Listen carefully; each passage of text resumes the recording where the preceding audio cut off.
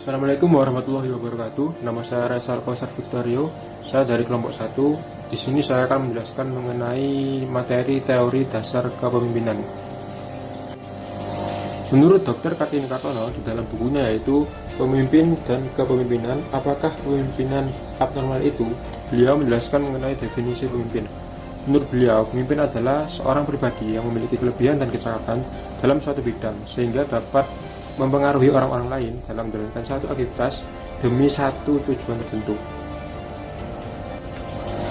Menurut George R. Terry, seorang penulis di bidang manajemen asal Amerika Serikat, beliau menjelaskan mengenai definisi kepemimpinan. Menurut beliau, kepemimpinan memiliki definisi yaitu activities to influence people to be directed toward an organizational goals.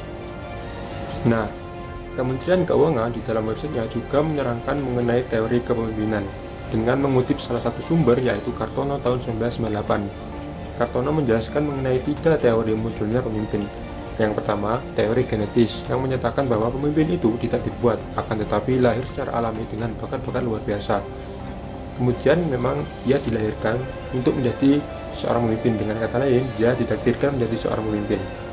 Kemudian Kartono menjelaskan mengenai teori kedua yaitu teori sosial, atau bisa dikatakan lawan dari teori genetis, yang menyatakan bahwa pemimpin itu harus disiapkan, dididik, dibentuk, dan tidak dilahirkan begitu saja.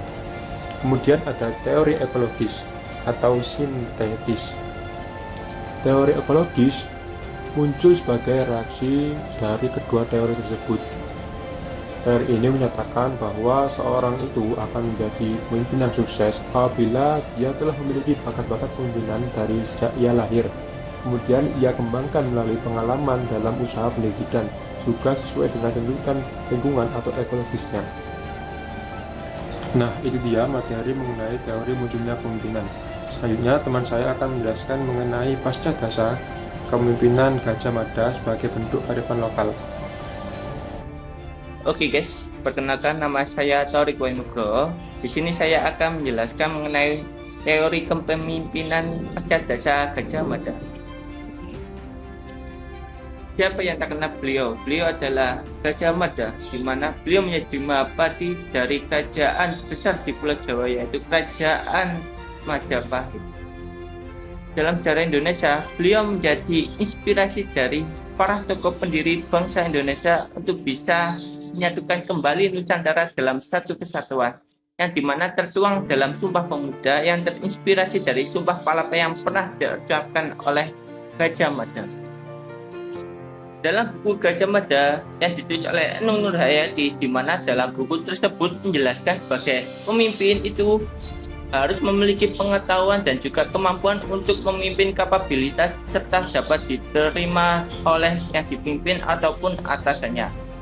Kemampuan ini dalam arti mampu memimpin, mampu mengorbankan diri demi tujuan yang ingin dicapai, baik untuk mengorbankan waktu, tenaga, dan juga materi, sehingga dapat diterima oleh masyarakat dan juga dipercaya oleh penjabat lainnya. Karena tidak ada pemimpin yang sukses tanpa didukung oleh masyarakatnya, demikian pula sebaliknya. Gajah Mada sebagai seorang ahli politik ataupun negarawan, beliau telah mewariskan sifat-sifat pemimpin yang baik yang disebut pasca dasa, dan di mana sifat tersebut masih relevan atau harus diikuti oleh pemimpin-pemimpin zaman sekarang. Di mana yang harus ditiru yang pertama yaitu satu, wijana, yaitu sikap bijaksana yang harus dimiliki pemimpin sekarang. Yang kedua yaitu pembela negara sejati, dapat kepercayaan tinggi dari bawahannya, taat, setia, dan bakti pada negara, dan juga tidak sombong karena memiliki jabatan yang lebih tinggi daripada yang lainnya. Sekian presentasi dari saya, dan materi selanjutnya akan diterangkan oleh teman saya, Sekidot. Kenalkan, nama saya Iwan Kurniawan Effendi, NPM 19055.